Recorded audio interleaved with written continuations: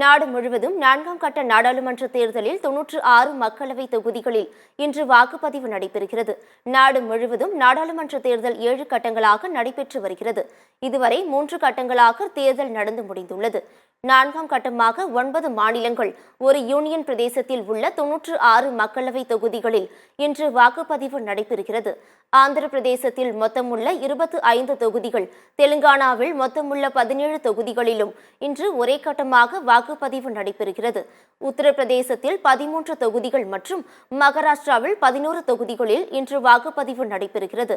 மத்திய பிரதேசம், மேற்கு வங்கத்தில் தலா 8 தொகுதிகளிலும், பீகாரில் 5 தொகுதிகளிலும் இன்று வாக்குப்பதிவு நடைபெற உள்ளது. ஜார்க்கண்ட், ஒடிசாவில் தலா 4 தொகுதிகளிலும், ஜம்மு காஷ்மீரில் ஒரு தொகுதியிலும் இன்று வாக்குப்பதிவு நடைபெறுகிறது. 4ஆம் கட்ட தேர்தலில் மொத்தம் 1717 வேட்பாளர்கள் களத்தில் உள்ளனர். சமாஜ்வாதி கட்சி தலைவர் அகிலேஷ் யாதவ், மத்திய அமைச்சர் கிரிராஜ் சிங், ஆந்திர காங்கிரஸ் தலைவி ஷர்மிளா, ஓவைசி உள்ளிட்டோர் களத்தில் உள்ளனர். மின்னணு வாக்குப்பதிவு இயந்திரங்கள் உள்ளிட்ட பொருட்கள் வாக்குச்சாவடிகளில் பொருத்தப்பட்டு வாக்களிப்பதற்கான ஏற்பாடுகள் தயார் நிலையில் உள்ளன. காலை 7 மணிக்கு தொடங்கும் வாக்குப்பதிவு மாலை 6 மணி வரை வாக்குப்பதிவு நடைபெறுகிறது. வாக்குப்பதிவை ஒட்டி பாதுகாப்பு ஏற்பாடுகள் பலப்படுத்தப்பட்டுள்ளன.